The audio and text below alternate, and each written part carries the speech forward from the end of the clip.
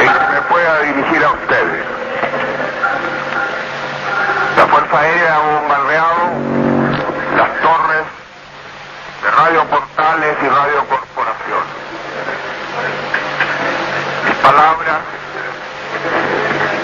no tienen amargura sino decepción, y serán ellas el castigo moral para los que han traicionado el juramento que hicieron.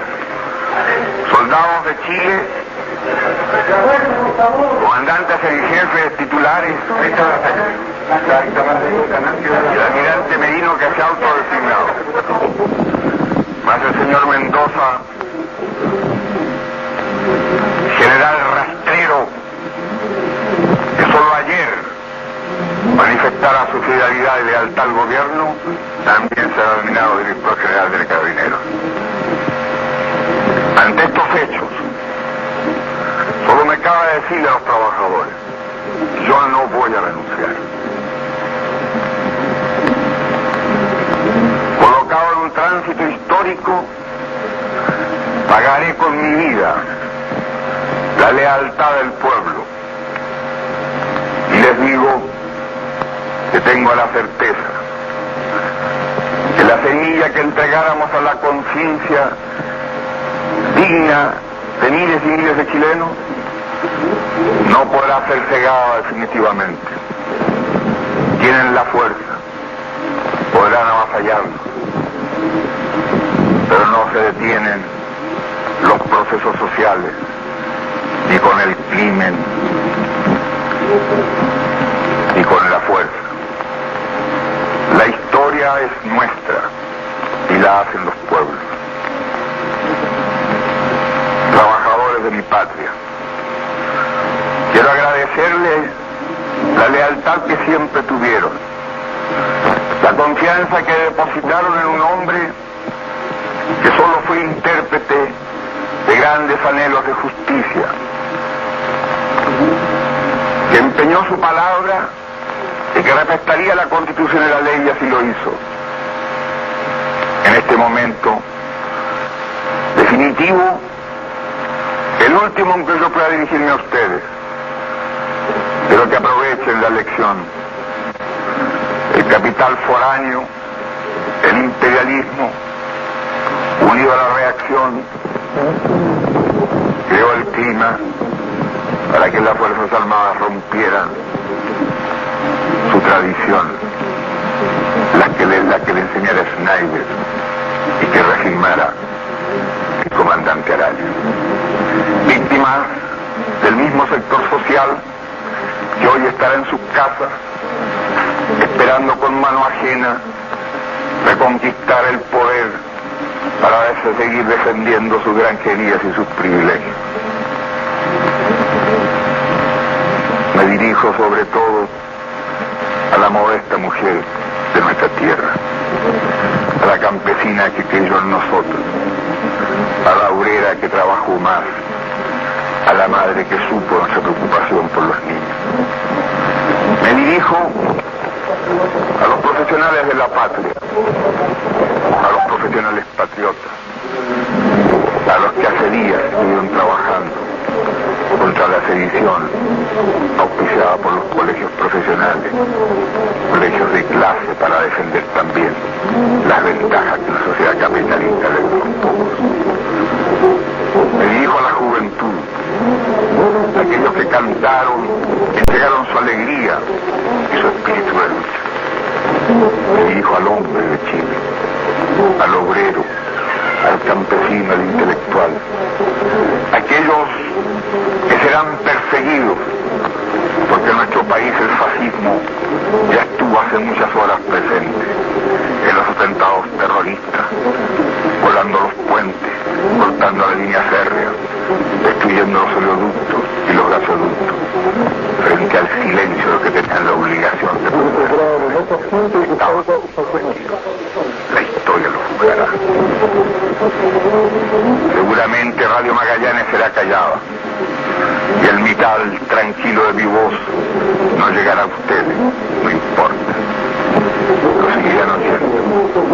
Siempre estaré junto a ustedes, por lo menos mi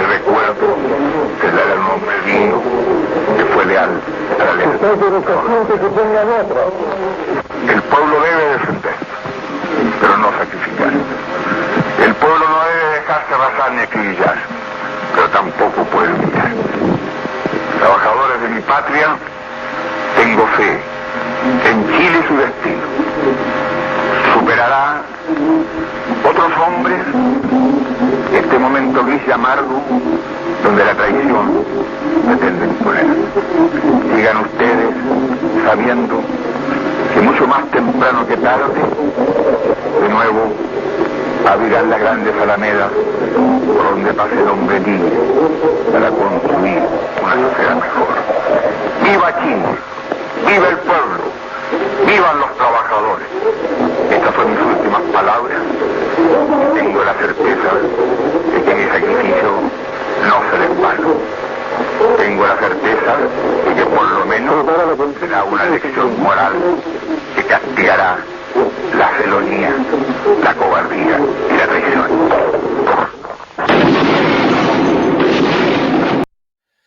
Compañeros, compañeras, muy buenos días, tardes o noches, en función de en qué hora estén escuchando esta transmisión que se realiza este domingo 30 de noviembre del 2025, donde se realizará ya la novena presentación de un libro que se realiza en la plataforma en Objetividad y Psicología. Para esta ocasión, el segundo libro que presentamos del compañero Pablo Montes Vargas. El libro se intitula ¿Qué es filosofía? Y para esta presentación nos acompañan, por supuesto, como ya es costumbre en las presentaciones del libro, el director editorial, para este caso Manuel Porcel, está aquí con nosotros de Copresencias Editorial, una editorial que está realizando una serie de lanzamientos y más aún en este 2025 que está apuntalando bastante lo que es la importancia de la psicología, de la filosofía, para el estudio de lo psicológico y también enraizado en lo que es el materialismo filosófico. Está muy ligada Copresencias Editorial al trabajo de Gustavo Bueno de la Escuela de Oviedo. Desde España nos acompaña. Y Pablo Montes Vargas, el autor de este libro, que nos acompaña desde Santiago de Chile. ¿Por qué invocar este discurso, el último discurso de Salvador Allende antes de su asesinato por la dictadura pinochetista apoyada por los Estados Unidos? Porque en este material se invoca, se reproduce dicho discurso y a su vez parte de las respuestas que Pablo ofrece en torno a qué es la filosofía entroncan con intereses de carácter político. En el libro no encontrarán definiciones de diccionario sobre qué es la filosofía, no encontrarán un manual sobre qué es la filosofía, sino el esfuerzo por responder a qué es la filosofía prestando atención a las operaciones, prestando atención a qué hacen los filósofos y cuáles son el efecto de su quehacer, de su hacer. Y esos efectos, nos dice Pablo, son efectos de destrucción de ideas. Incluso dibuja el filósofo con un término que a mí me parece un término muy grueso, y que ya aquí lo vamos a tratar, que es el filósofo como un terrorista de las ideas. A quienes hayan prestado atención al video introductorio que se utiliza en esta plataforma, en Objetividad y Psicología, podrán ver que por ahí aparece la portada de un libro intitulado El Catecismo Revolucionario. Dicho catecismo revolucionario lanza directrices en torno a lo que es el terrorismo. Incluso Dostoyevsky también por ahí hizo unas críticas a los métodos del terror en Rusia. Y menciona a Dostoyevsky porque en el anterior encuentro que tuvimos con Pablo, ahí ya se invocaba la influencia que tuvo Dostoyevsky para su novela A mis hijos no nacidos. Pero nos centraremos en qué es filosofía. Compañeros, les doy las gracias, el agradecimiento a compañeros y compañeras que se han conectado para esta transmisión. Compártanla entre sus redes sociales, apóyennos por ahí con unos likes, principalmente para que pueda difundirse ahí que pueda penetrar pues a la población, que es la intención de estas transmisiones, que esto no sea para público erudito, al menos yo no pienso mucho en ese público, sino para el ciudadano raso, para la gente de a pie, ¿no? Y si eso puede molestar también a algunos sectores liberales, pues qué mejor, bien servido me daré.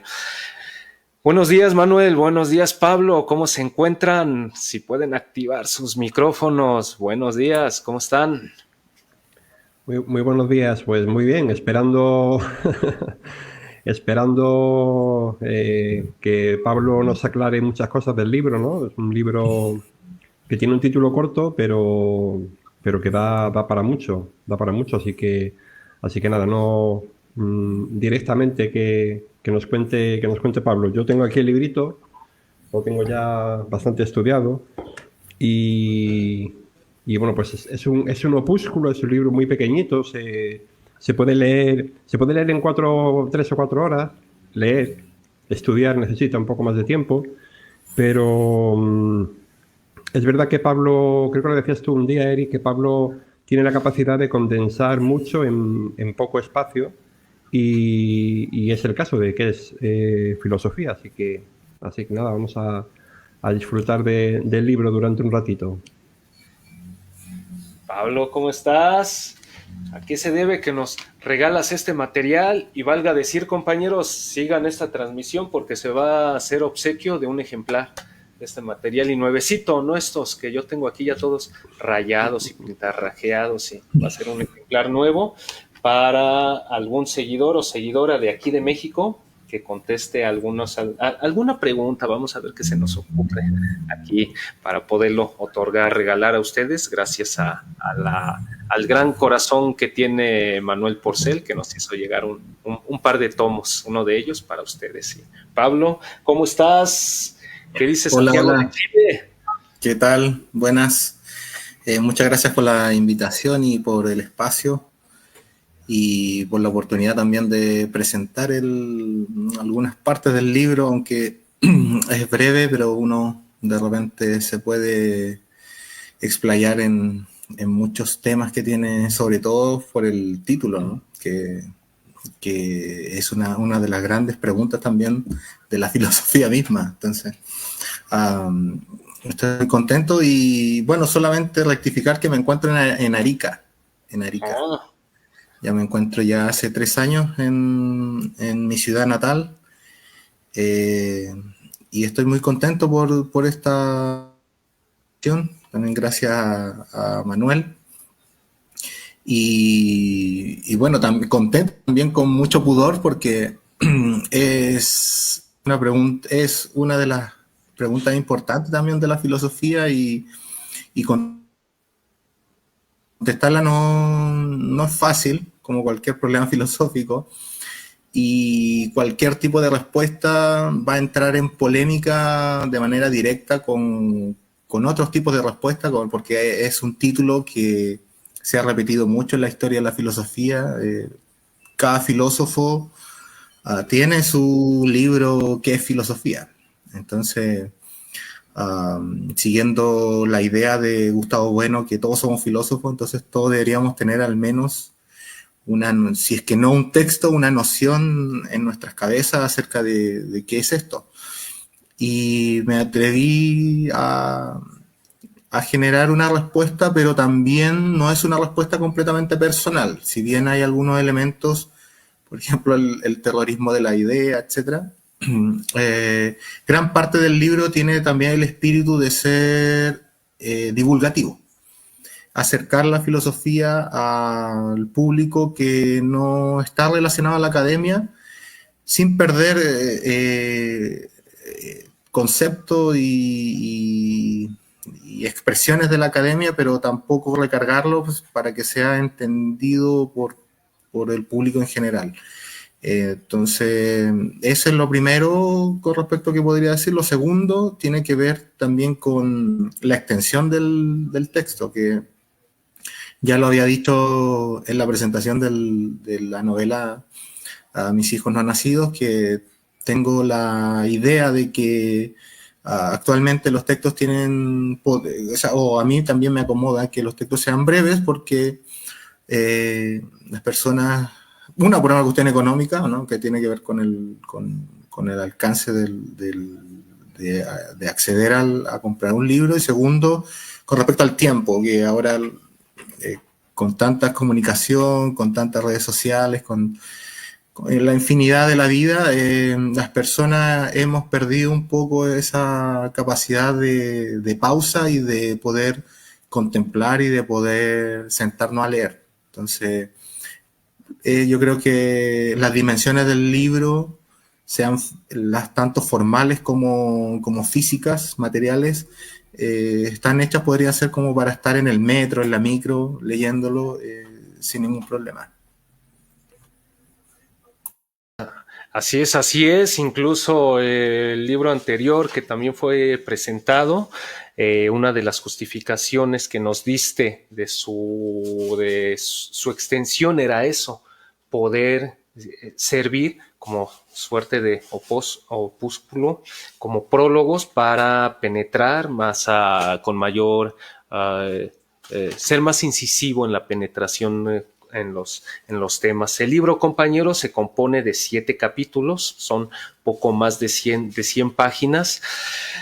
Sin embargo, algo que yo advierto y que ya lo mencionaba Gustavo Bueno como uno de los peligros es que si bien todos pueden poseer, si es que está bien usado el término de posesión, todos pueden poseer una filosofía, muchas veces esa filosofía es una filosofía espontánea, y algo que observo que el libro presenta, si es una sistematicidad en torno a qué es filosofía. ¿Por qué sería importante, Pablo, responder a esta pregunta de qué es filosofía? ¿Cuál sería el interés, al fin de cuentas, para el ciudadano a pie, que me parece que es a quien va dirigido este material? ¿Por qué es importante contar con un sistema filosófico para el ciudadano a pie y hacerse este tipo de preguntas? Aquella persona que va en el micro con dirección dirigiéndose a un trabajo de mierda, como son los trabajos que se tienen en la actualidad, y pensando más en las vacaciones, en los días de asueto, que en problemas, pues, en torno a qué es filosofar, para qué puede ser útil hacerse ese tipo de preguntas y poder rastrear algunas potenciales respuestas con base en lo que tú nos expones en qué es filosofía. Bueno, una gran pregunta. Yo me atrevería a decir que así que no se puede ver la mierda, así como lo habías dicho, los trabajos de mierda o los discursos de mierda, no se pueden ver si es que no se entrena el pensamiento. Entonces, así como un matemático o los ingenieros pasan gran parte de su carrera en la universidad estudiando matemáticas, ¿cierto? De cálculo 1, 2, 3, ya no sé hasta qué cálculo ya están estudiando, 4 tal vez, aunque ahora las universidades están acortando las carreras y de repente están quitando eso, pero la idea es que es un ejercicio. Entonces, responder esta pregunta, responder qué es filosofía, tiene que ver con que también se da algo extraño, que tiene que ver con que preguntarse por la filosofía ya es acercarse a filosofar. Y cuando nos acercamos a filosofar, estamos ejercitando una manera de observar y de poder distinguir y de poder hacer crítica, como es la noción del materialismo filosófico, de hacer contrastes, de cribar, de criticar. Entonces, es un ejercicio que sirve para, como lo había dicho al principio, ver aquello que de repente no se ve de manera espontánea o no se ve a primera luz. Cuando escuchamos discursos sobre la libertad, cuando los políticos hablan sobre las dicotomías de amigo-enemigo, este es comunista, facho, etc. Detrás de eso si uno ve el discurso y lo analiza, hay ideas filosóficas. Y esas ideas filosóficas se pueden perder o no se pueden observar si es que uno no hace este ejercicio. Entonces, creo que una de las cosas provechosas que tiene que ver con la pregunta, plantearse la pregunta ¿qué es filosofía? Es hacer el ejercicio. Y más que definir qué es filosofía, es acercarse al hacer. Eso es lo más importante.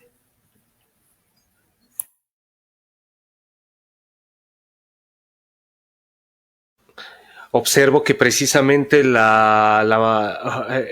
método que utilizas para responder a la pregunta es un método en donde se presta atención a las operaciones, a qué hace el filósofo. Y aquí yo voy a lanzar un torito, como se dice acá en México, pues hasta para molestar un poco. Yo considero que la filosofía tiene mucho que ver con la administración del poder. Sin embargo, no son pocos, y tú lo adviertes ahí en el libro, aun cuando no invocas a este autor, a este Jesús Maestro, nada más hacia manera de apunte, ¿no? Ajá, porque hay varios que lo ven como él lo observa. Él menciona en uno de sus materiales, y constantemente está mencionando que los filósofos son una suerte de infantes, ajá, y que caen en idealismos, incluyendo a los materialistas filosóficos, y que la manera de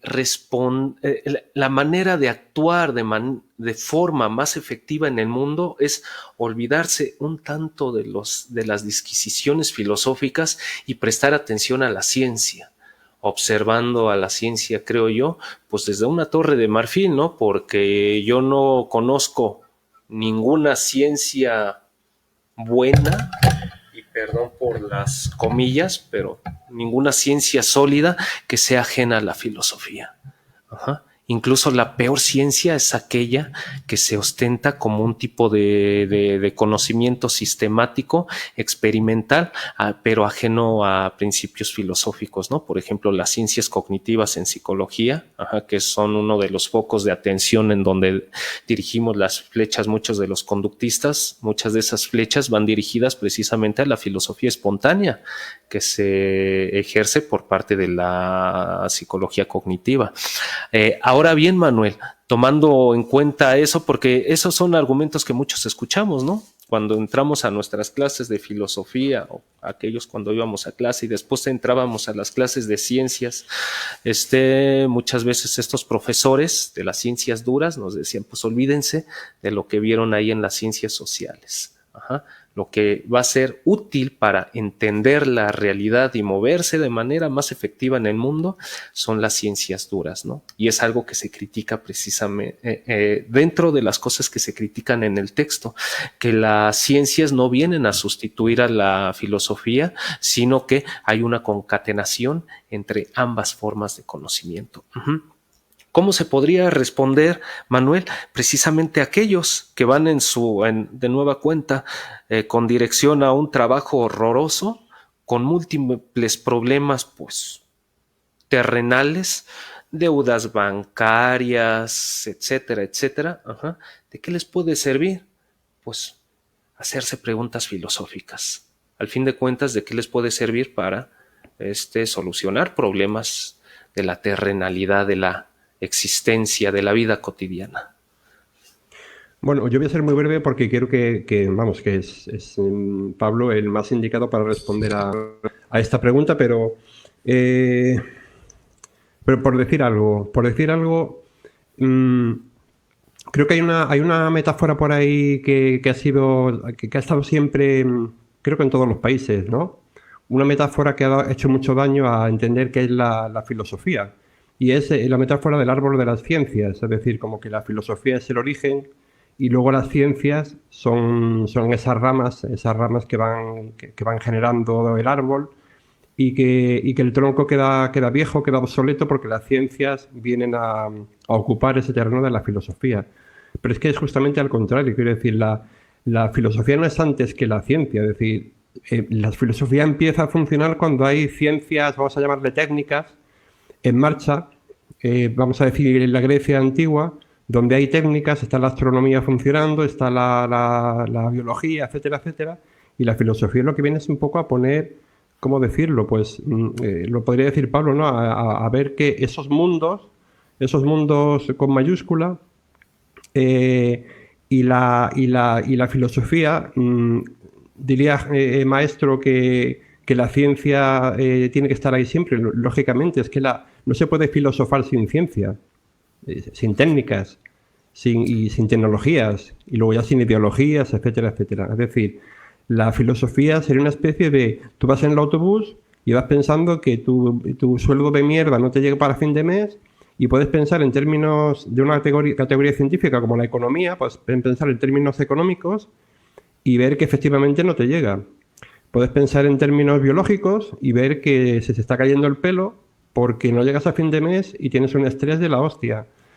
Puedes pensar en términos psicológicos y decir que, bueno, que porque tengo este estrés, esta ansiedad, ¿qué me está pasando? A lo mejor es porque tengo un trabajo de mierda, o a lo mejor es porque mi pareja no X, ¿no? O no tengo pareja, o si la tengo, o lo que sea. Entonces, solo hay una disciplina capaz de a vista de pájaro, como digo otras veces, a vista de pájaro, ver todas esas categorías que están funcionando al mismo tiempo en la vida de uno, la economía, la política, la biología, la psicología, etcétera, etcétera, y hacer una especie de, pues de crítica, ¿no? Que criticar no es siempre peyorativo, una crítica es simplemente entender cómo están conectadas unas cosas con otras. Algunas no están conectadas, ¿no? Por ejemplo, el horóscopo no funciona, aunque algunos creen que sí, pero no funciona. Entonces hay cosas que no están conectadas con otras cosas, ¿no? Pero otras sí. Entonces la filosofía se encarga sencillamente, ¿qué quiere decir? Para hacer preguntas de tipo en el autobús, de tipo quién soy, a dónde voy, pero no quién soy, a dónde voy en un plan místico, sino o sea, con los pies en la tierra, decir quién soy y a dónde voy, a qué trabajo de mierda voy, por qué no lo dejo, o puedo dejarlo o no puedo dejarlo. Son preguntas filosóficas, porque siempre que haya varias categorías, varias ciencias funcionando al mismo tiempo, la única herramienta que permite pues hacer esos puzzles con esas diferentes ciencias y ver realmente por qué funciona la cosa, cómo funciona, es la filosofía. No hay escapatoria de la filosofía, por así decirlo. Uh-huh. Aquí me voy a dar el permiso de leer un pequeño párrafo que tiene que ver con esto que estamos aquí, vaya, con esta manera de meternos al texto. Un pequeño párrafo que tiene que ver, vaya, que me parece que muestra las banderas que encontrarán aquí en el material. Uh-huh. Lo cito. Buscamos desterrar la imagen inocua, neutral o incluso cándida de la filosofía. Lo repetimos. Una crítica filosófica, cuando es verdadera, es un arma de destrucción masiva. Y este tipo de afirmaciones, por ejemplo, que es un arma de destrucción, que tiene que ver con un acto de terrorismo, es algo que está constantemente, que está presente a lo largo del texto. Incluso tú, Pablo, nos comentas que el filósofo es un terrorista de las ideas. Ahora bien, cuando yo pienso en el terror, y el terror, entendámoslo, compañeros, no como esas películas de Hollywood, del Jason y todas esas pendejadas. Eso es para entretenimiento. El terror tiene que ver con un acto político. Ajá. El terror tiene que ver con la Revolución Francesa, ¿no? El terror revolucionario. Y no hay un programa de transformación social revolucionario que sea ajeno al terror. ¿A qué voy con esto? Uh-huh. Cuando yo leía el libro de este Pablo, y lo mencionábamos ahí en los chats, Manuel, o bueno, yo lo mencionaba, les comentaba que me daba encuentro puntos de contacto. Y dime si no es así, Pablo, o al menos si tú no lo identificas así, puntos de contacto entre el trabajo entre lo que tú mencionas que hace el filósofo y lo que Gramsci denominaba intelectual orgánico. entendiendo por intelectual orgánico aquel agente que se compromete ideológicamente con una clase social, puede ser proletaria, puede ser burguesa, con objeto de contribuir a la organización de su pensamiento, para lograr una hegemonía cultural, a lo que se le denomina narrativa. Y cuando yo leía tu texto, observaba, me invocó eso, me dije, es que el cómo está dibujando aquí al filósofo tiene mucho que ver con tratarlo como una suerte de intelectual orgánico, es decir, un pensador con todos los problemas que tiene ese término de pensador, porque pues todos pensamos y como bien mencionan, pues todos filosofamos, pero vamos a usarlo para entenderlo, como un pensador que está interesado en cómo se administra el poder dentro de una sociedad. Por eso yo les comentaba que me parecía muy importante que algo se hablara en torno a la política, ¿no? Y cuando ya entras en el texto a igualar a un filósofo con alguien que ejerce actos de terrorismo, me dije, eso a mí me parecen palabras gruesas, porque cuando yo pienso en actos terroristas, yo pienso, por ejemplo, pues en el trabajo, en lo que llegó a ser Severino Di Giovanni, que por aquí nos acompaña, ¿no? Que era un anarquista italiano que emigra a Argentina tras la llegada del fascismo allá en Italia con Benito Mussolini y organiza una serie de operaciones de terrorismo revolucionario con objeto de tomar el poder. Y voy más allá. Tú llegas incluso a mencionar, Pablo, que el filósofo actúa como una suerte de guerrillero, que se tiene que hacer una lucha de guerrillas. Y vaya, terrorismo, lucha de guerrillas, saber citar de manera directa el papel de Pinochet. Me digo, pues esto podría ser incluso un texto que para estudiarse en filosofía política. ¿Tú advertiste eso al momento de escribirlo? Porque incluso haciendo un contraste con lo que veíamos A mis hijos no nacidos, se comentaba algo en torno a ello, ¿no? Que el protagonista de A mis hijos no nacidos, pues era psicologicista y que olvidaba las influencias políticas, o la posibilidad de hacer una transformación de su realidad prestando atención a la política. No sé si este libro tenga por intención responder un poco a eso, a la necesidad de que el filósofo entronque con la atención que se debe de prestar para la administración del poder. ¿Cuál sería el papel de la importancia de la política? Pues para aquel que quiera enfocarse a estudios de la filosofía. ¿En qué medida responder a qué es filosofía es también responder a una pregunta política? Pablo. Bueno, así como parto de la idea de Gustavo Bueno, de que pensar es pensar contra alguien, entonces uno podría llevarlo también a otro plano y decir que cuando uno critica, uno tiene que, de alguna manera, así como los antiguos lo hicieron, los escépticos, de llevar al absurdo de repente las tesis contrarias, o de frente demoler ciertas tesis contrarias. Entonces el ejercicio del filósofo como tiene que ver con, creo que también utilizó esa imagen que tiene que ver como con dinamitar, socavar esos fundamentos, esos conceptos importantes que sostienen, sean ideologías, sean filosofías, sean ideologías revestidas o disfrazadas de filosofía, o sean filosofía propiamente tal. Entonces, en esta clave, el filósofo en su quehacer, en la lectura de los textos, en la confrontación con problemas concretos también, y con la crítica hacia estos conceptos que permiten comprender o tener una lectura de la realidad, el filósofo entonces para comprender algo también lo tiene que desarmar. Y en ese sentido,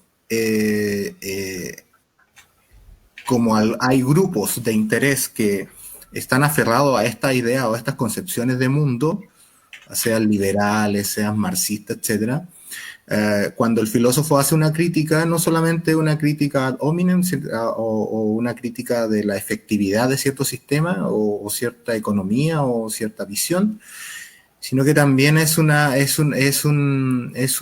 acto subversivo porque destruye los fundamentos de la vereda del frente. Entonces, en ese sentido, el filósofo como que está navegando siempre, igual traicionero porque trata de construir un sistema, una constelación de conceptos que le permitan comprender el mundo, la realidad, y al hacerlo lo confronta con otros, critica, entonces destruye otras concepciones. Entonces, en ese sentido también es un terrorista que va dinamitando, que va leyendo las otras perspectivas, las otras visiones y las va socavando.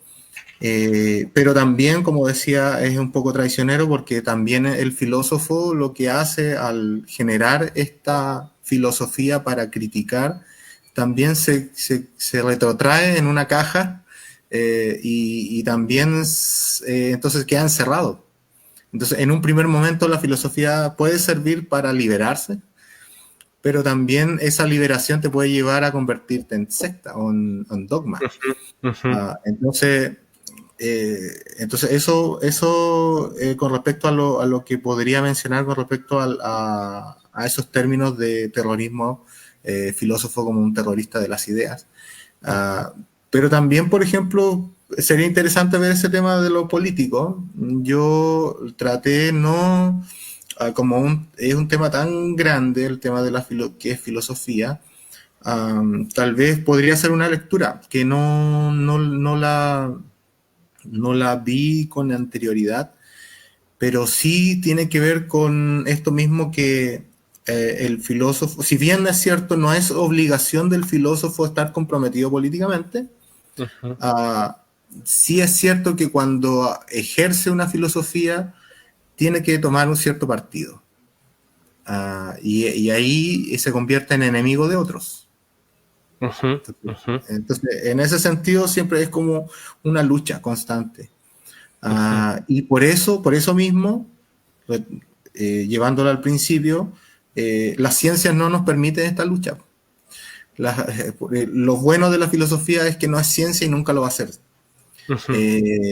Y no es mejor ni peor la filosofía por ser ciencia o no serlo. Creo que esa como discusión que a veces se tiene, o sea, tenía antes de la ciencia humana, la filosofía o las matemáticas, que también hace muchos años atrás lo tenía yo. Creo que es un tema de juventud que tiene que ver con que uno se empieza a trincherar, pero mirándolo en perspectiva, la filosofía, o sea, la ciencia es muy importante, también tiene su capacidad reflexiva, sus bondades podríamos llamarlo en general, pero a la hora de construir un puente o a la hora de inundar un sector, ¿no? un sector para una hidroeléctrica, etcétera. Si bien la ciencia y la técnica nos pueden ayudar para construir, hay elecciones previas. Pueden haber terrenos sagrados, pueden haber terrenos que voy a priorizar, la conectividad de las personas o la identidad de un pueblo. Voy a inundar todo un pueblo para tener energía. Entonces, esa problemática lo aborda más lo que no es ciencia. El científico llega hasta ahí. Entonces, por eso es importante cultivar la ciencia, pero también es importante cultivar las humanidades y sobre todo también la filosofía. Es porque, si bien es cierto, todos los avances de neurociencia, etcétera, todavía el problema de mente y cuerpo sigue presente. Entonces, hay una cuestión que tiene que ver con la paradoja de Kant, ¿no? que decía que somos seres finitos, pero nos planteamos preguntas que exceden nuestras capacidades. Pero estas preguntas vienen de la misma razón, es decir, la razón finita, pero aún así exceden. Entonces, es esta búsqueda constante, lo que siempre en filosofía más divulgativa o más existencial tiene que ver con esta búsqueda. Y eso es lo que la ciencia no lo puede abordar y no tiene por qué hacerlo, y no es peor por no hacerlo.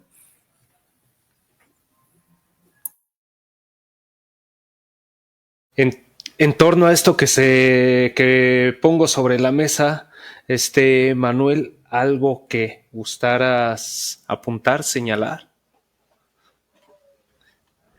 Bueno, sería repetirme un poco lo dicho antes, que yo creo que bueno, dos cosas, ¿no? Sobre lo que ha dicho Pablo y lo que has dicho tú también.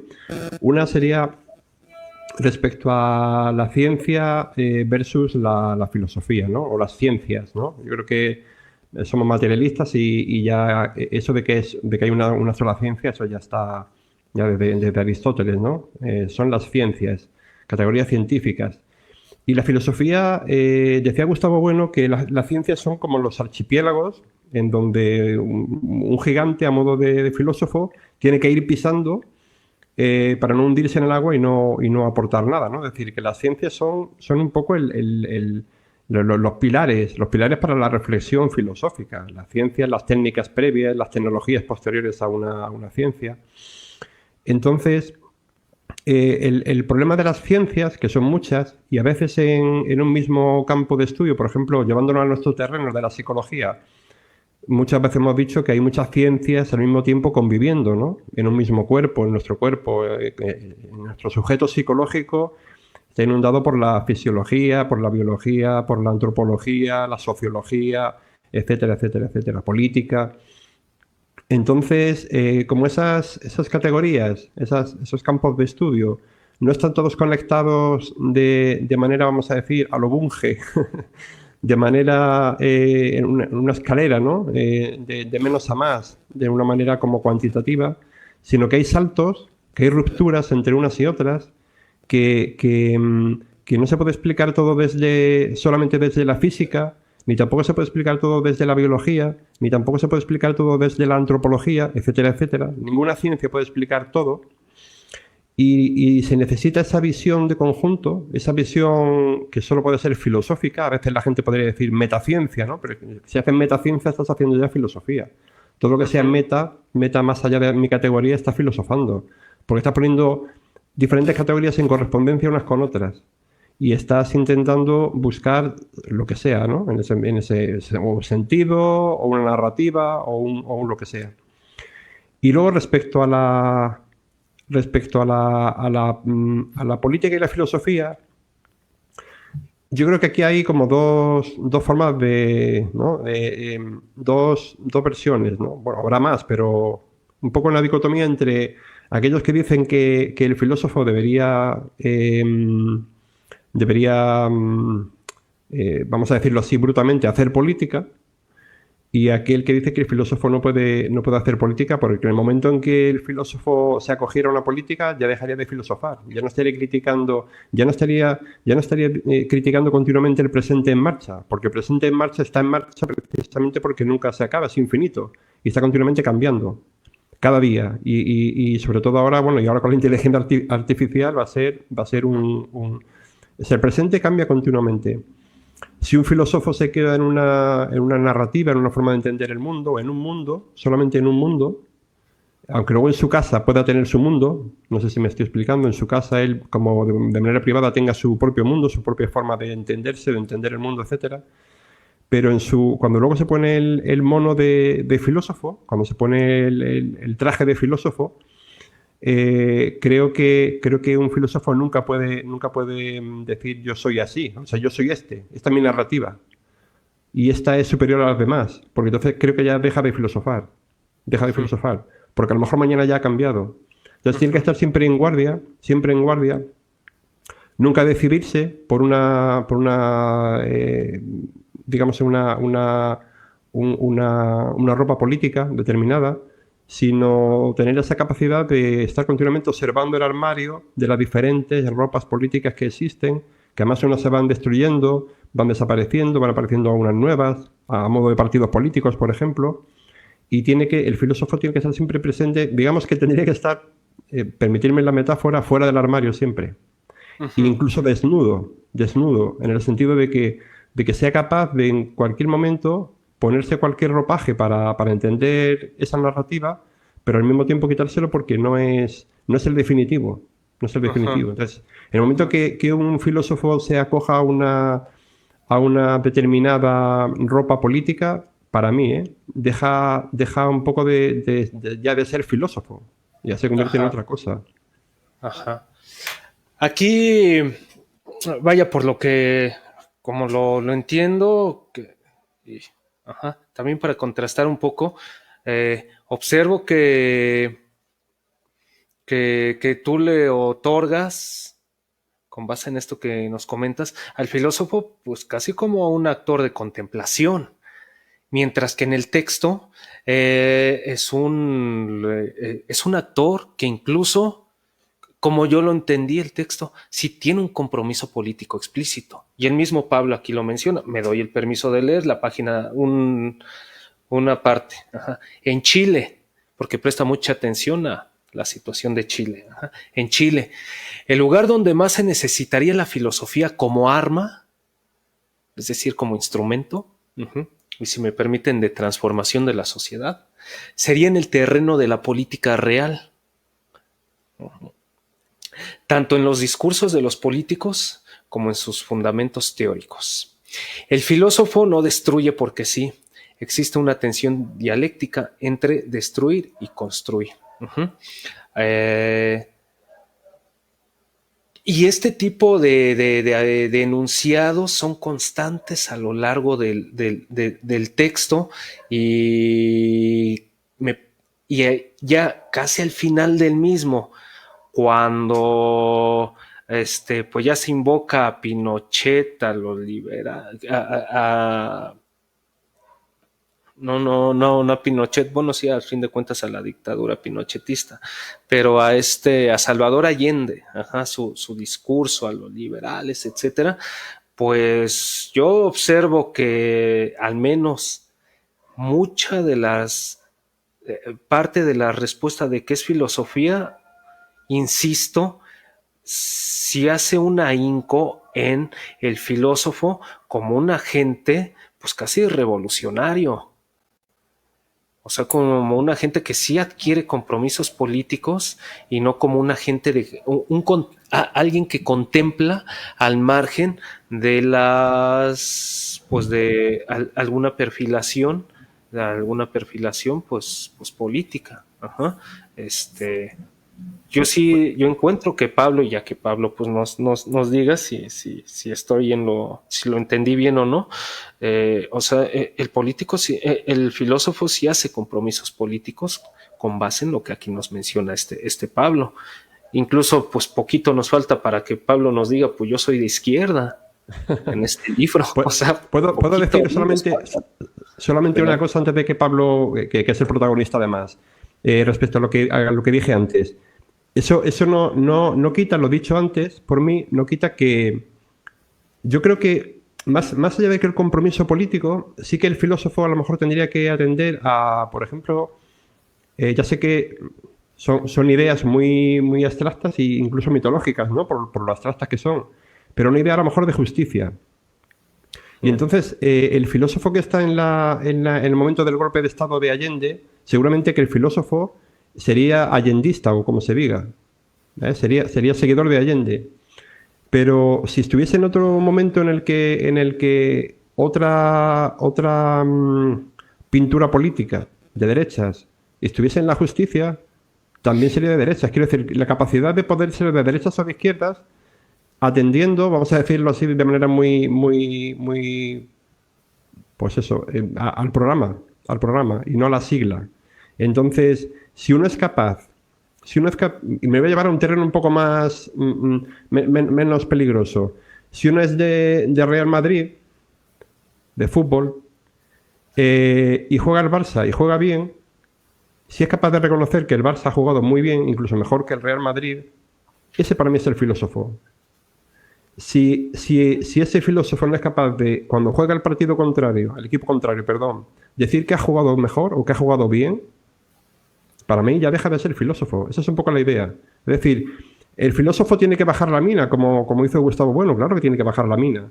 Pero es que también puede ir a misa. Y parece que no hay mucha, ¿no? O sea, eres católico, pero de izquierdas, o eres de derechas, pero eres laico.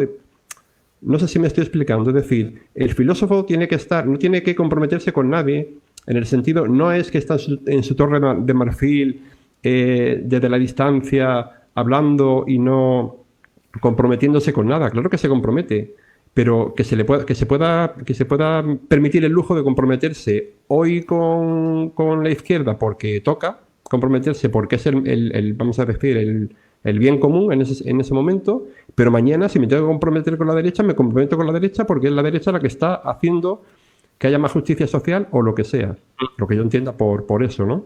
Entonces, es más bien eso. No estoy en la torre de marfil, pero sí soy capaz digamos, de pelear en todos los bandos posibles. Aquí, antes de darte, Pablo, para poder aquí enlazarlo, tú tomas como uno de los ejemplares de la filosofía a Dussel, a Enrique Dussel, de la filosofía de la liberación. Y para enlazarlo con lo que comenta Manuel, Dussel sí se comprometió de manera bien explícita con una ala política. Bien explícita, pues fue incluso aquí en México, fue el director de la llamada Escuela de Formación de Cuadros del Partido de Izquierda en México. Y toda su vida su compromiso fue ese. Yo dudo que él se hubiera comprometido en algún momento con la derecha, ¿no?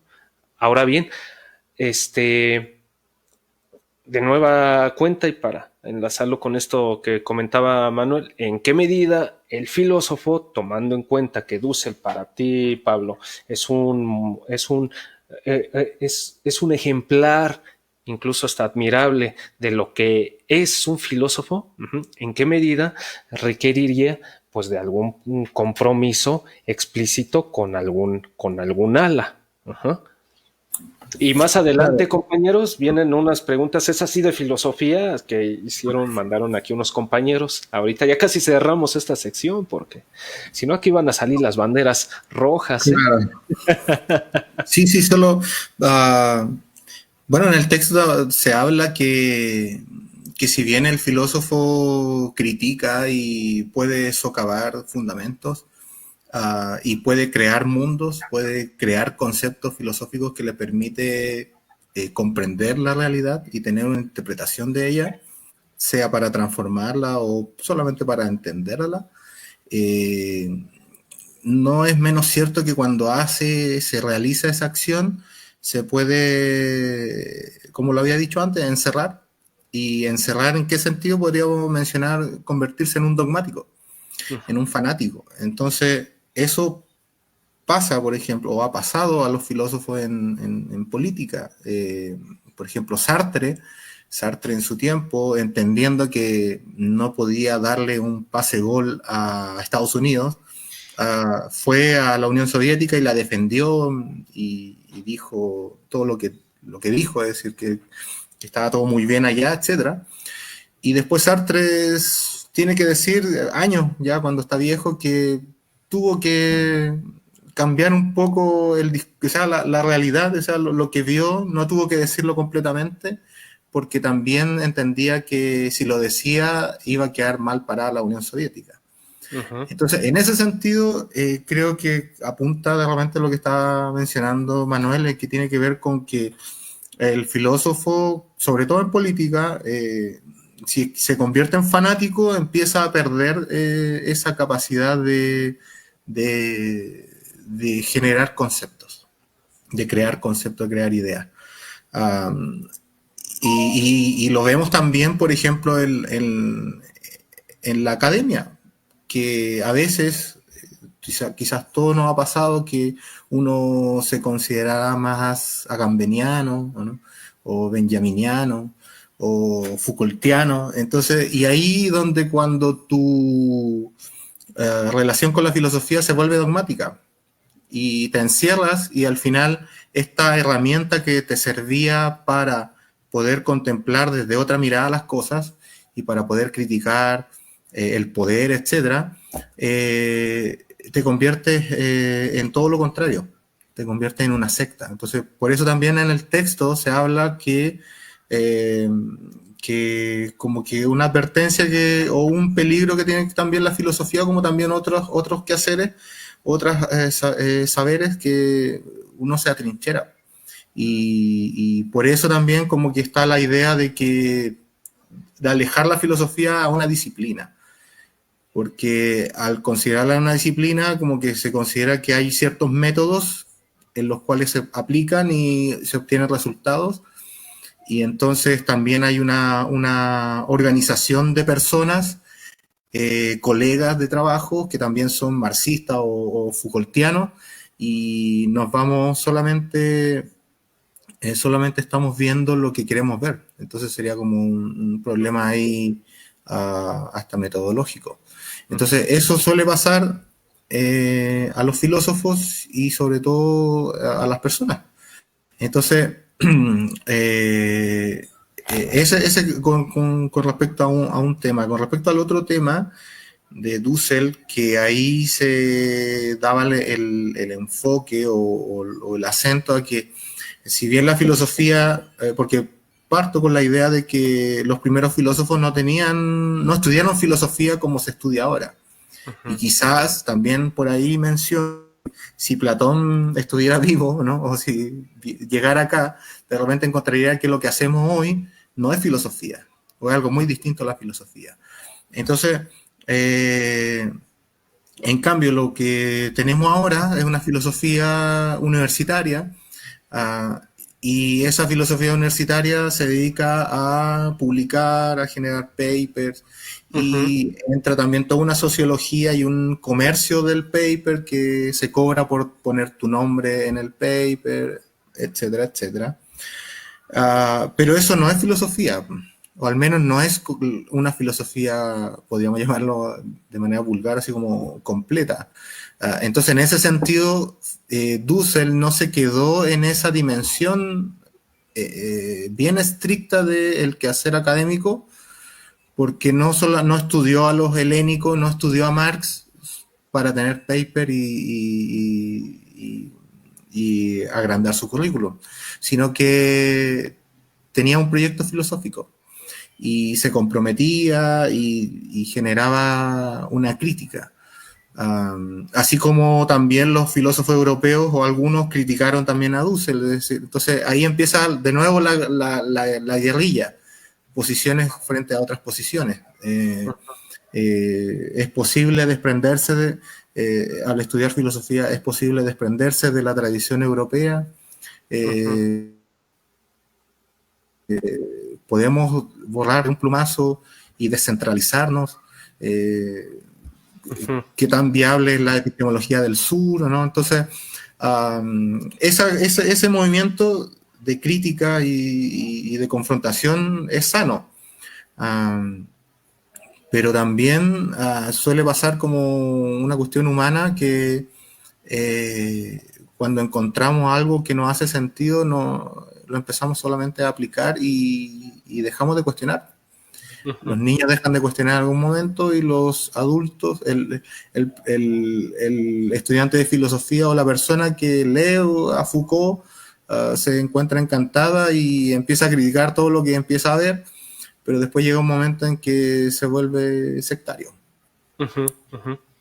¿Y por qué sería más importante, con base en lo que tú mencionas, por qué sería más importante la filosofía en Chile y no en otro país? Porque tú incluso, o sea, el que ubiques el nivel de importancia en una zona geográfica específica, en un país específico, pues A mí me llamó la atención porque la primero que me diría, ¿por qué no es más importante en los Estados Unidos? ¿Por qué no es más importante en España? ¿Por qué no es más importante en México? Claro. Y lo que quiero saber con esto es por qué para ti es más importante el ejercicio filosófico como arma en Chile con respecto a cualquier otro de los países del mundo. Bueno, primero, una respuesta así como sociológica, psicológica, ¿no? Que como típico del niño, es mía la pelota, ¿no? Se acaba el juego porque es mía la pelota, me la llevo para la casa. Pues ¿para qué lo escribes? Es porque lo escribí así, ¿no? Porque, o sea, es un primer nivel muy, muy superficial. Querámoslo o no, uno va partiendo de su realidad.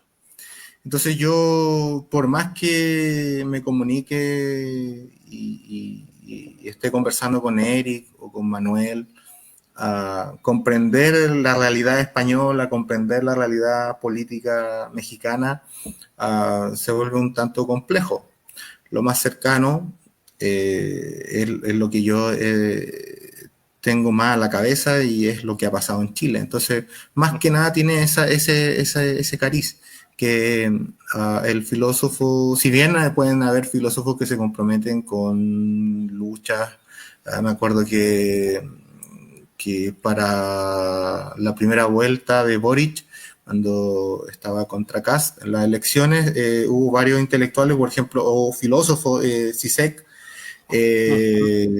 mandó un video, según recuerdo, han pasado 4 años, pero claro, pasa por amistad, por convergencia, por distintos temas, pero en el desarrollo del texto, como el filósofo genera textos dentro de un contexto, entonces el filósofo,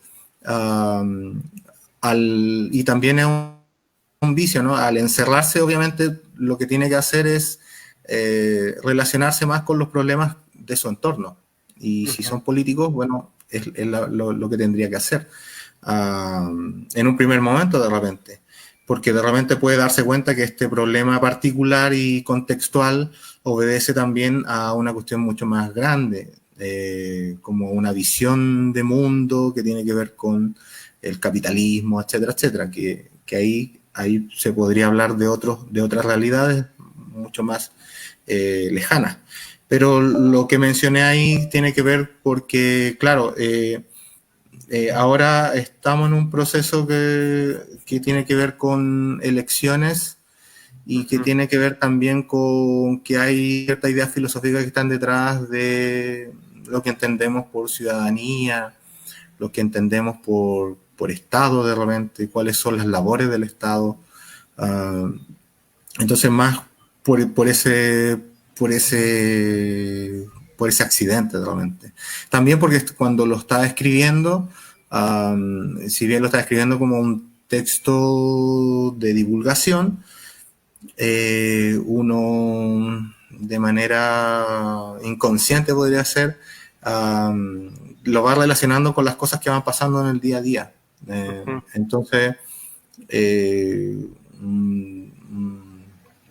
un filósofo, una persona en México, hará la lectura distinta. No verá tanto el golpe de Estado como un tema importante para México, pero verá otro tema más importante en México. Esto lo hacía más como ejercicio, que si el filósofo crea mundos y destruye mundos,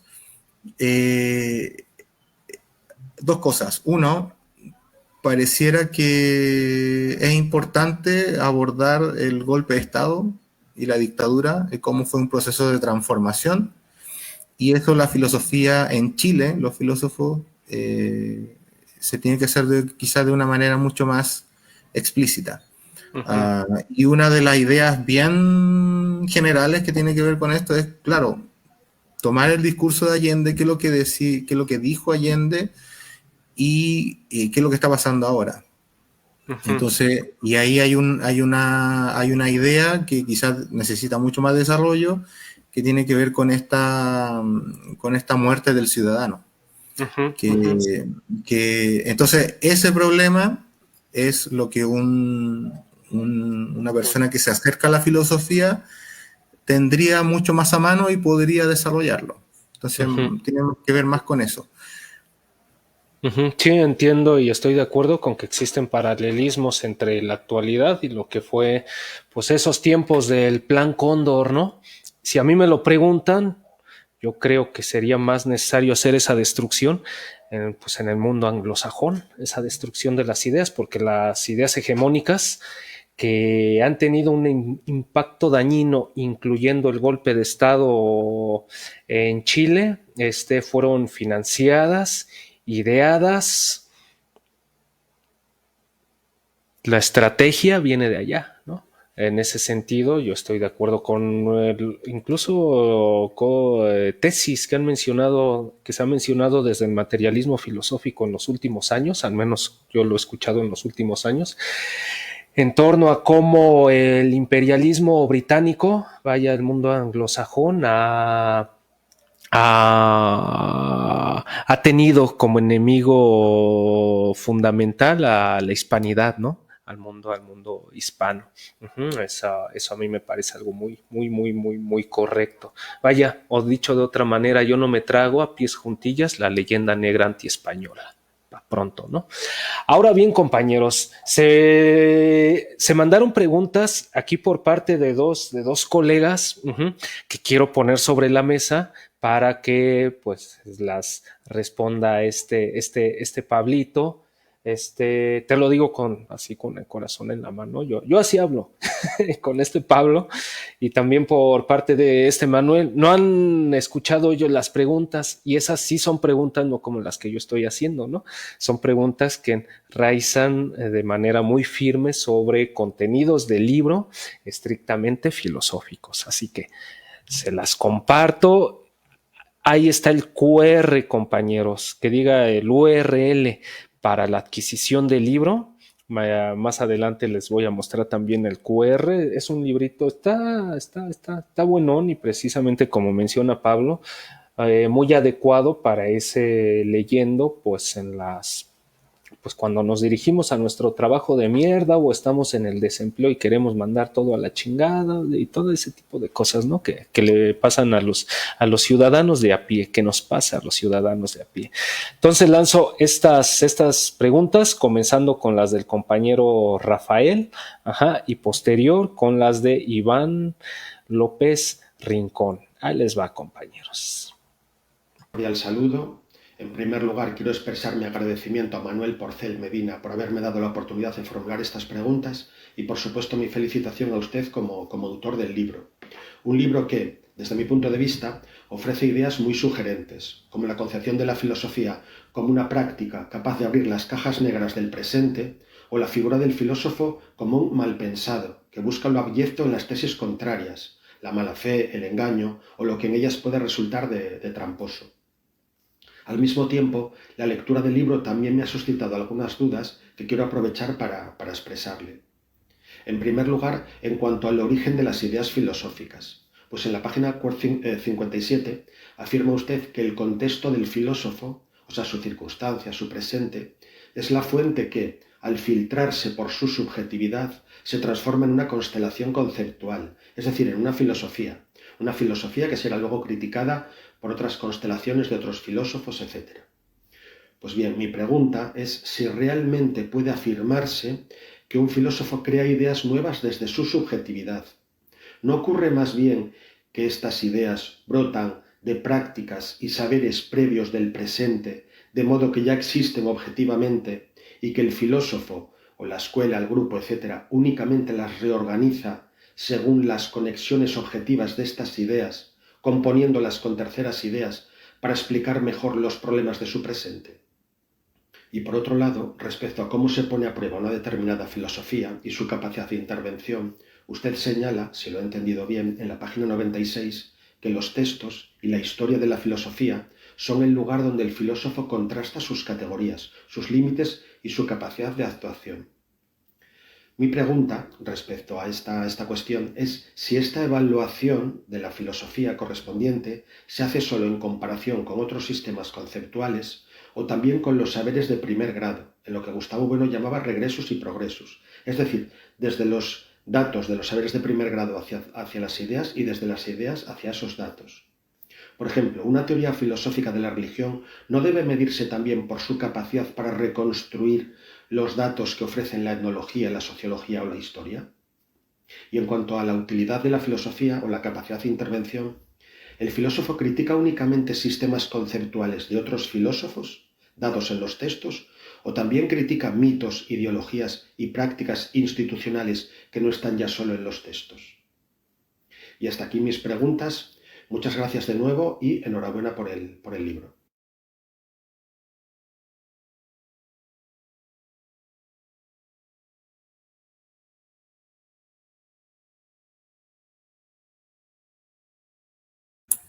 Eric tiene el micrófono.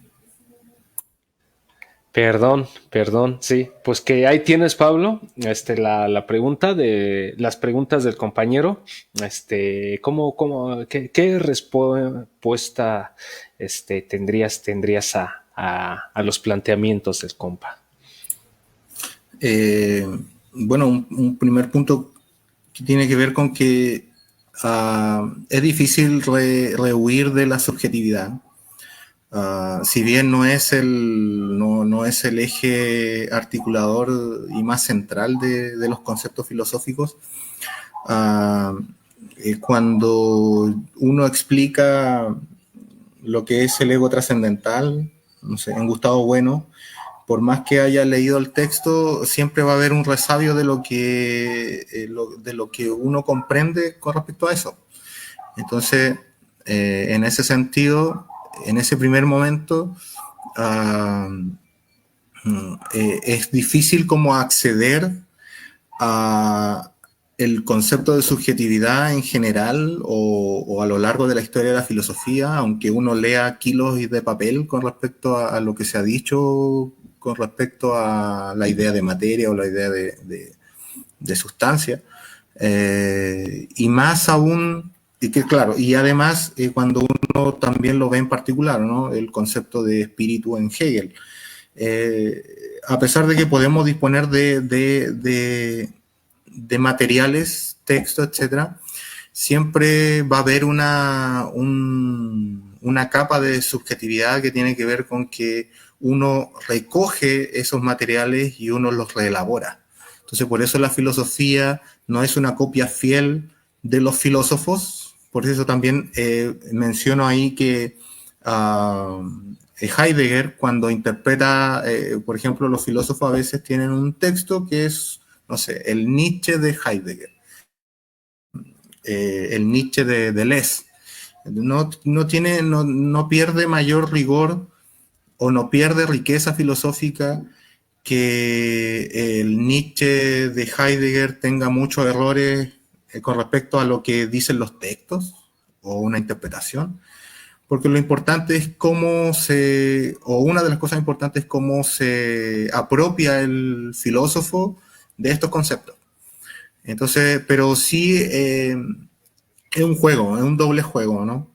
Que tiene que ver también con la tercera pregunta, que tiene que ver con si los filósofos solamente critican filosofías y no prácticas institucionales, ideas, mitos, etc. Creo que por la manera en que se desarrolla el texto, quizás fue un punto en que no se desarrolló, pero que más allá de que los mitos puedan ser material para crítica, como se estaba viendo solamente en el plano de la historia de la filosofía, quizá ahí quedó encerrado.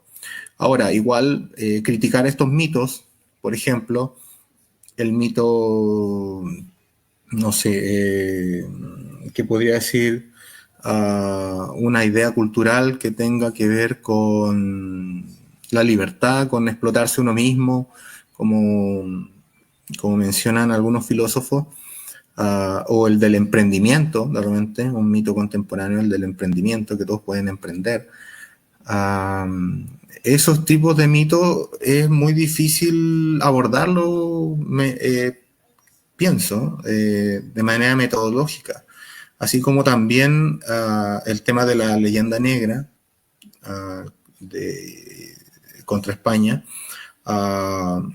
porque uno tendría que ver si Inglaterra o no, o si un país en su devenir, quienes han construido ese devenir. O sea, no hay izquierda, derecha, no hay centro. Es decir, el Estado no siempre estuvo a cargo de las mismas personas. Entonces, ¿cómo podemos estudiar eso y cómo podemos determinar que hay una continuidad dentro no sé, del idealismo alemán al nazismo? Eso es una vía de investigación, es interesante, pero plantea muchos problemas. Entonces, en ese sentido, no me inmiscuí en el tema de los mitos o de ciertos conceptos que son de raigambre más cultural, por esta misma problemática, y más me centré en el tema de la historia de la filosofía, que puede tener sus ganancias como también sus limitaciones. Muy bien, muy bien. Algo que guste, que apuntarías a esto que nos comentó que preguntó Rafael, que puso Rafael sobre la mesa, Manuel. No, solamente decir que efectivamente en un libro de 100 y poco páginas, en un opúsculo, pues no da para todo, ¿no? Pero yo creo que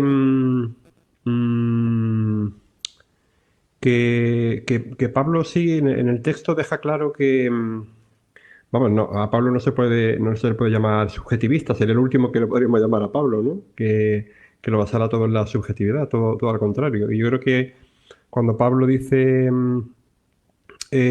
cuando hace mención de los textos son un poco ¿cómo decirlo? La decantación de la realidad, ¿no? Que recogen los diferentes filósofos, ¿no? La visión de su mundo y de los mundos contrarios que recogen en ese momento, en su presente en marcha, ¿no? Entonces, digamos que es la fotografía del presente en marcha de cada filósofo cuando escribe determinado libro. Y entonces ahí estaría todo. Y respecto a los mitos y demás, sí, además entroncando con lo que hablábamos antes de la política, yo creo que tan importante es destruir los mitos, por ejemplo, acogiéndonos a la política, el mito de la derecha y el mito de la izquierda. Es decir, en ese sentido, el filósofo no se ha decantado, por lo menos en teoría, ni hacia la derecha ni hacia la izquierda, sino que ha visto que en cualquiera de las dos opciones, en cualquiera de las dos perspectivas, hay mucha mitología, ¿no? Ideología, mitología, etcétera. Entonces, al final la filosofía, si a alguien le preguntaras ¿para qué sirve la filosofía? Pues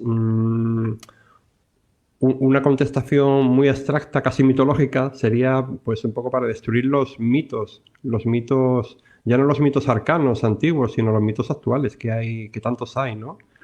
Y que son las diferentes narrativas que muchas culturas se cuentan a sí mismas, o subculturas dentro de una cultura más grande, para explicar el por qué funcionan las cosas como funcionan, o por qué tienen que ser como son, etcétera, etcétera. Entonces y me estoy yendo un poco del tema, ¿no? Pero para terminar, creo que habría que encontrar algún asidero diferente al político real, ¿no? Al político de izquierda, derecha, el facha, el izquierdoso, etcétera.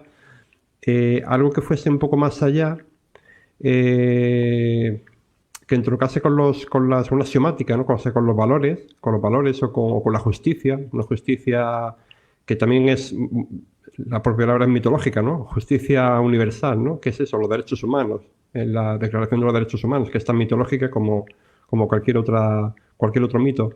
Pero habría que agarrarse a alguna cosa para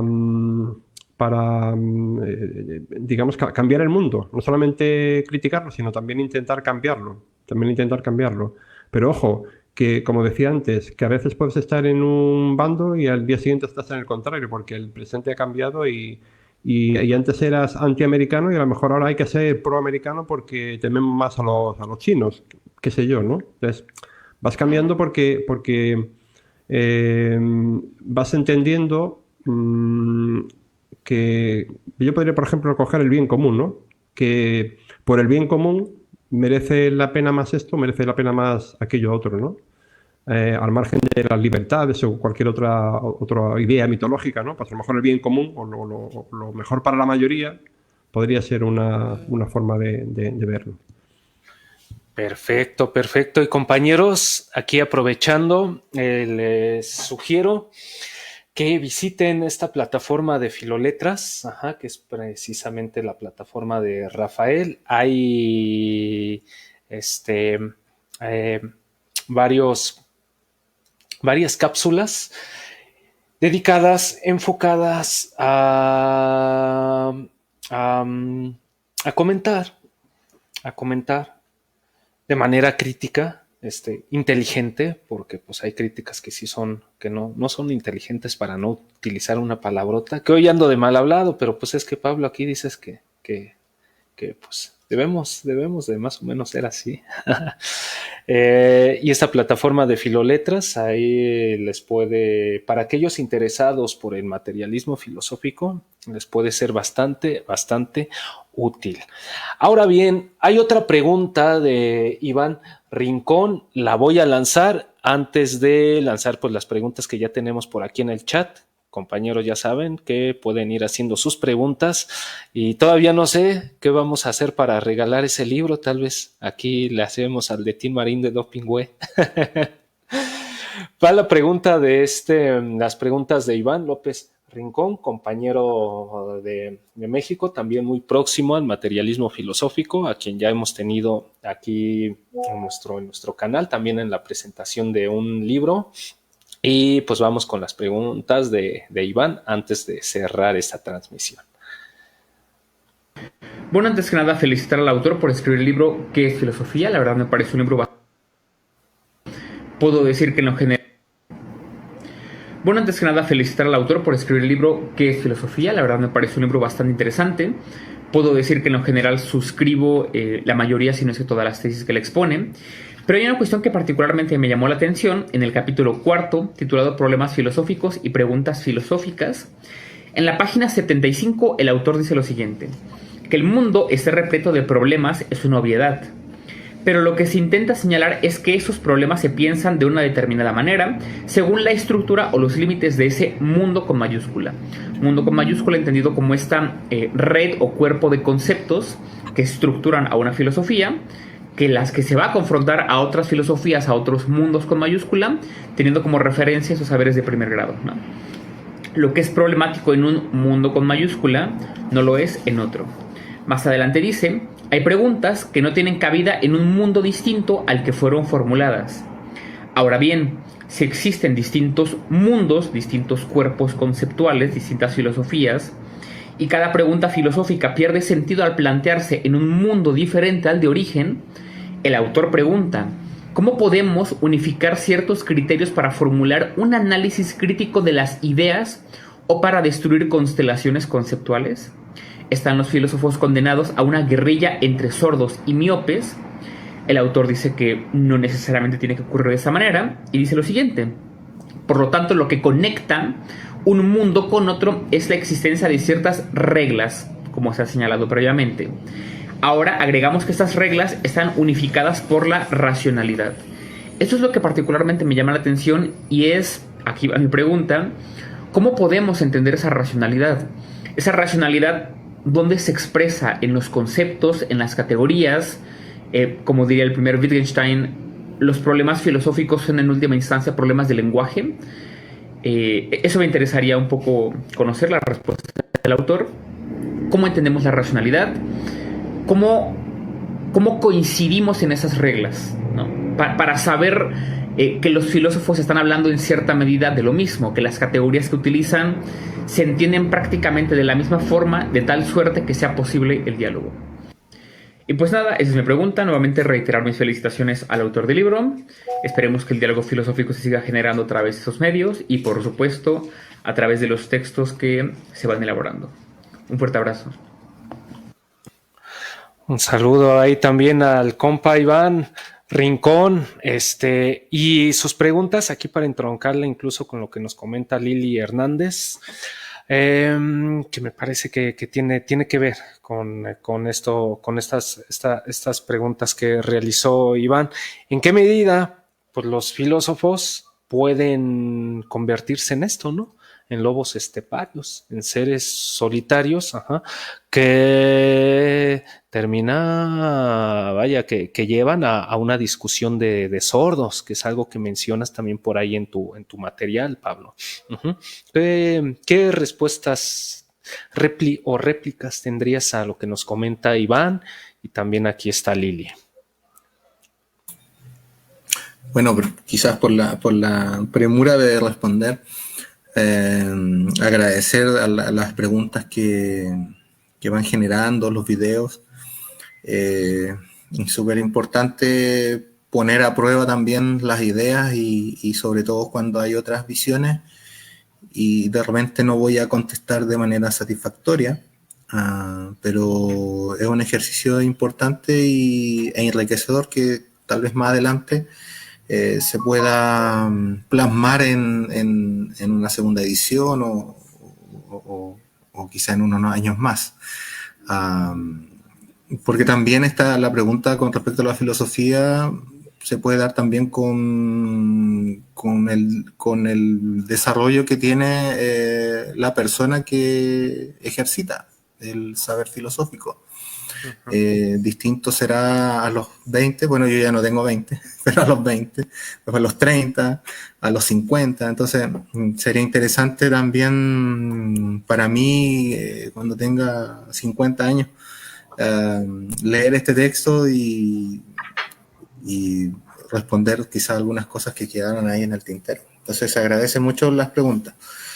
La última pregunta que tiene que ver con la racionalidad, ahí sí es un tema gigantesco y que yo traté de dar algunos elementos de manera bien somera, pero doy algunas pistas que yo creo que es importante. Ensayos materialistas,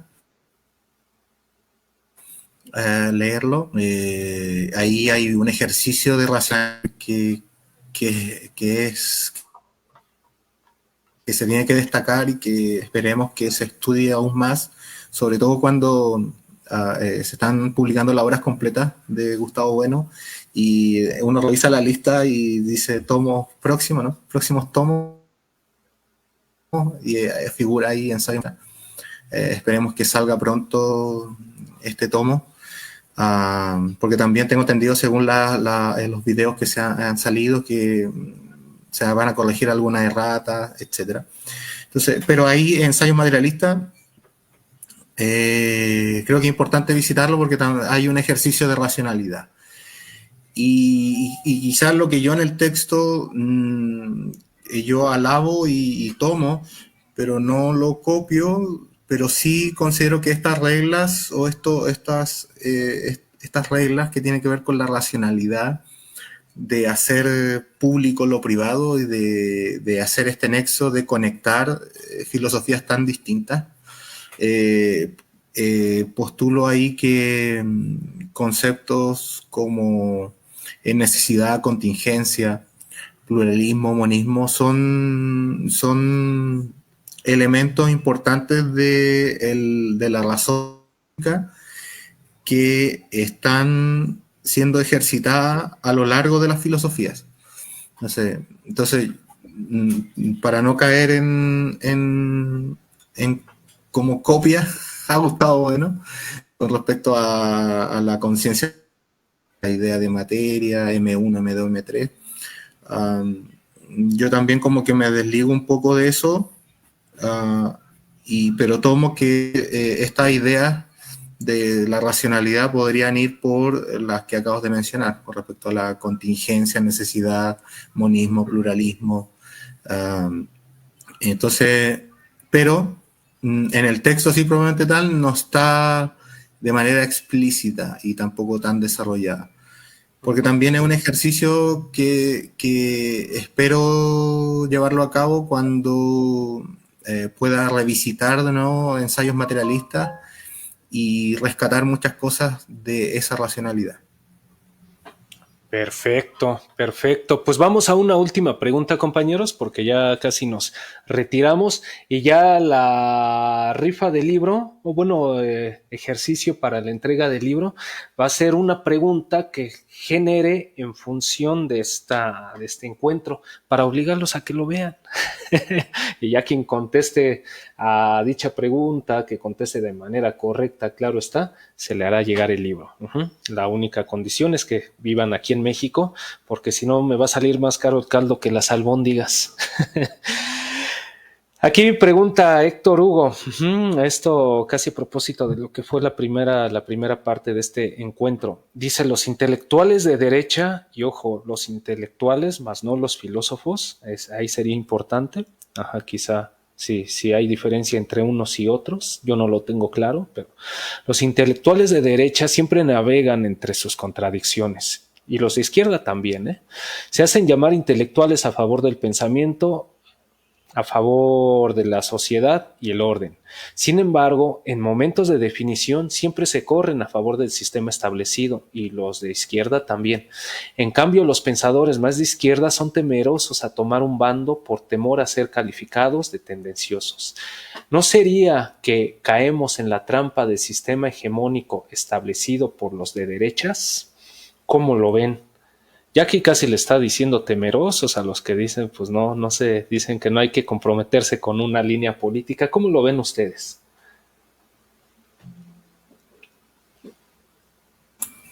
Bueno, claro, es cierto que al utilizar, por ejemplo, como lo había mencionado antes, el concepto de libertad o incluso de democracia, uno visita los textos de Marx, por ejemplo, y habla de democracia, pero sabemos que democracia es una cosa totalmente distinta a lo que encontramos en los textos de los liberales. Entonces, lo que pasa ahí es que es muy difícil, y ese de repente, más que la muerte de la filosofía porque las ciencias le han ganado, de repente la no muerte, pero sí la poca capacidad de natalidad de la filosofía, esterilidad de la filosofía podría llamarse, es de cómo influir en las personas. Es complicado, sería como muy arriesgado o de repente ingenuo pensar que un libro de filosofía va a cambiar la sociedad.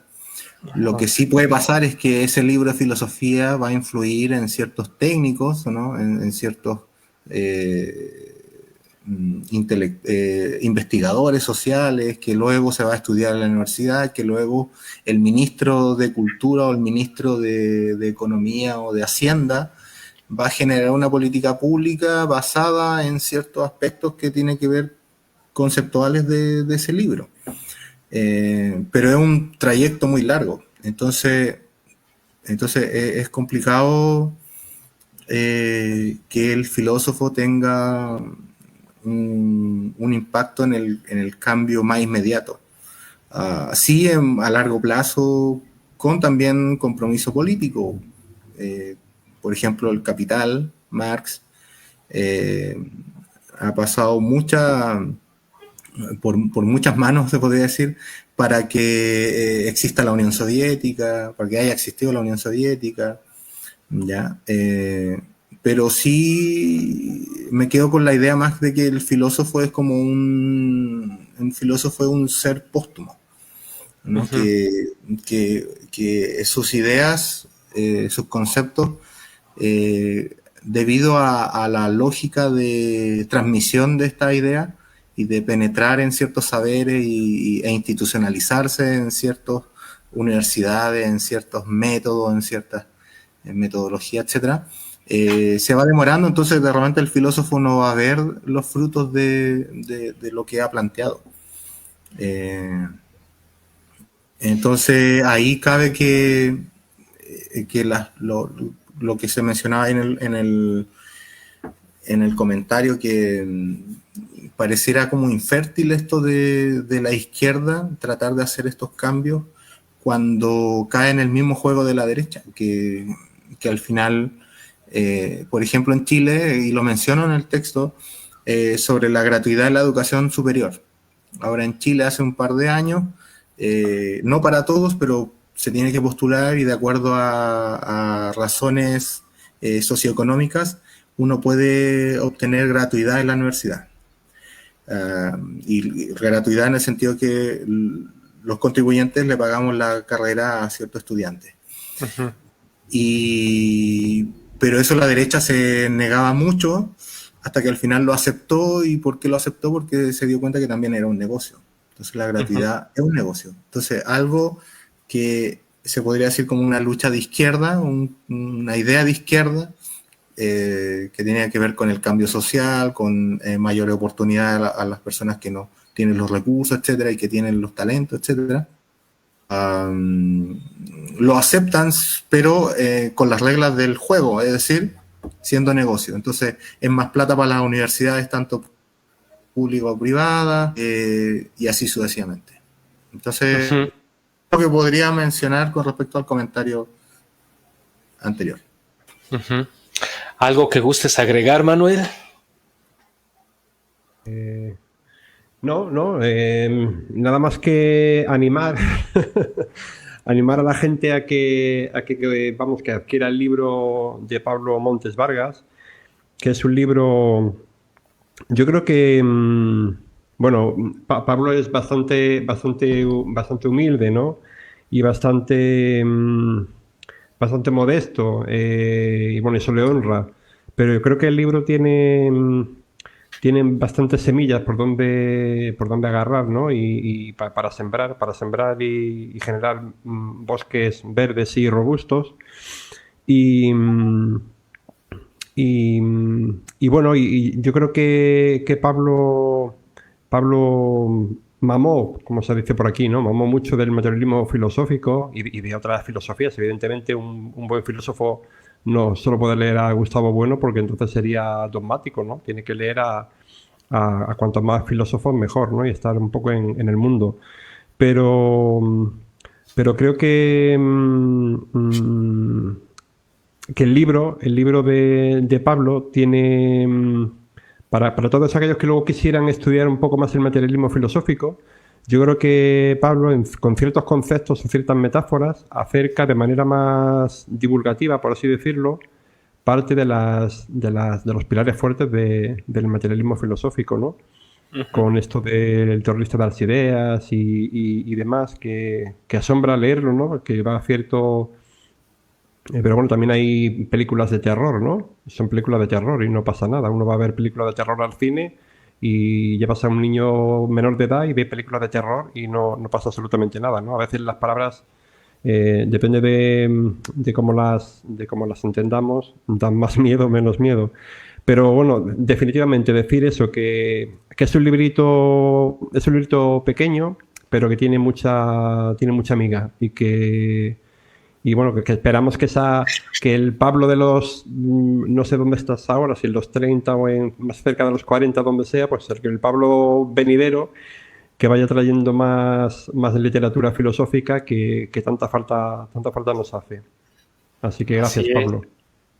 Así es, y como bien menciona Pablo ya en la introducción del texto, es un texto que parte de una visión pragmática fenomenológica, y donde también advierte desde la introducción del texto de que no se van a encontrar ahí definiciones acotadas, dado que las definiciones están en función del contexto, ¿no? Pues compañeros, esa es la presentación del libro, que es Filosofía, de Pablo Montes Vargas, el segundo libro que tiene publicado aquí en Copresencias Editorial. Sin embargo, Pablo tiene bastante, tiene más producción aquí en el academia.edu. Pueden escanear ese QR para que conozcan más producciones de este Pablo. A su vez, como pueden observar, ya tiene por aquí Pablo su código de YouTube, su dirección de YouTube, para que puedan visitar la página de YouTube y conocer qué es lo que tiene este Pablo, ahí en videos cargados, etcétera, etcétera. Y por último, compañeros, yo les agradezco a todos los compañeros y compañeras que se conectaron para este encuentro. Ya saben que se carga el YouTube 1 o 2 días después, muy probablemente lo cargue hoy mismo por la tarde, para que puedan verlo. Le mando un saludo a Miguel Ángel Castro Merino, que nos estuvo aquí escuchando, a Irma Gómez desde Colombia, desde la Conrad Lorenz, un saludo fraterno, Irma, a Jorge Borja, que muy seguramente lo vamos a tener por aquí, ya con una nueva producción.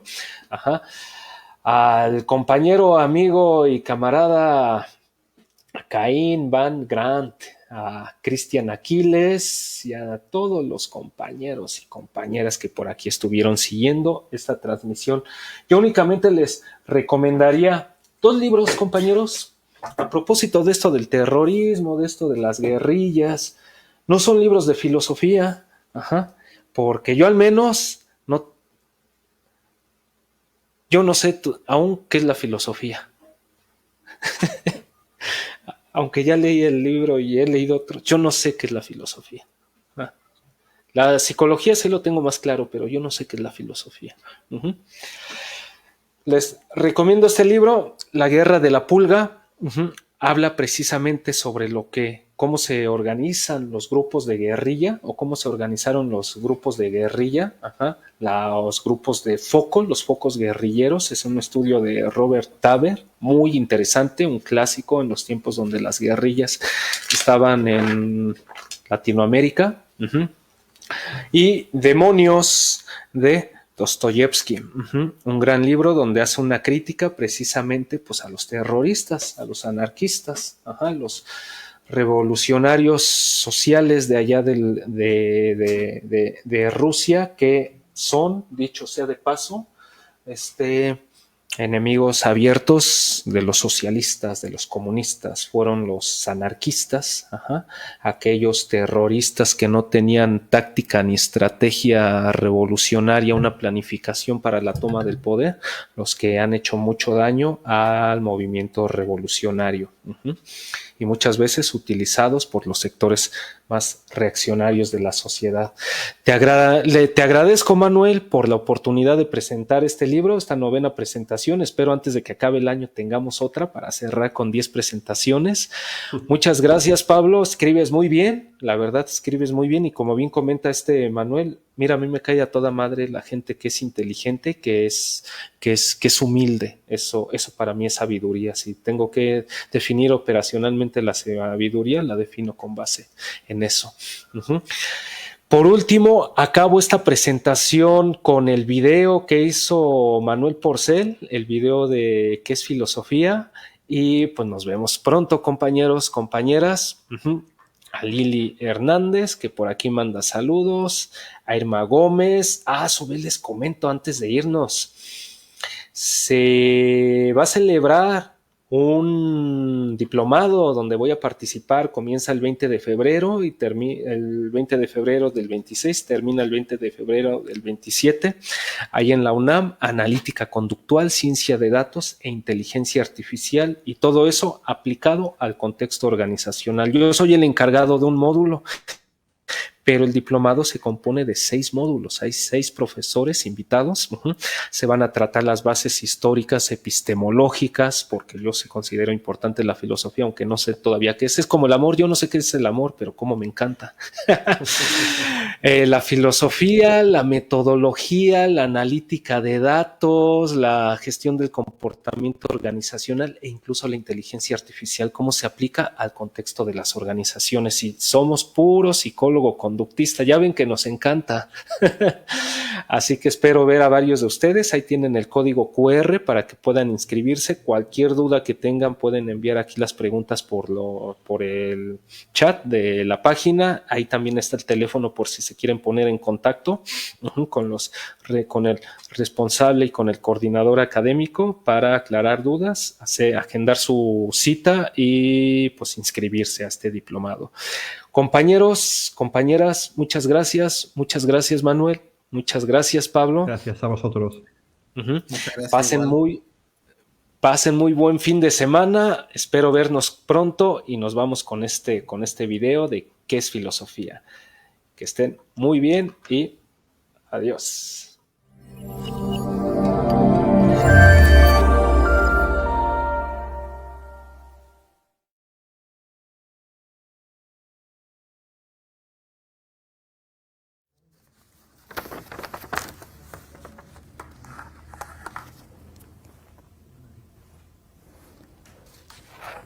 Pues vamos a hablar hoy de la respuesta a una carta o un correo, un email, como se dice ahora, que envían desde Chile el profesor Montes Vargas sobre el asunto y le pregunta a don Gustavo Bueno, Schopenhauer y el materialismo filosófico.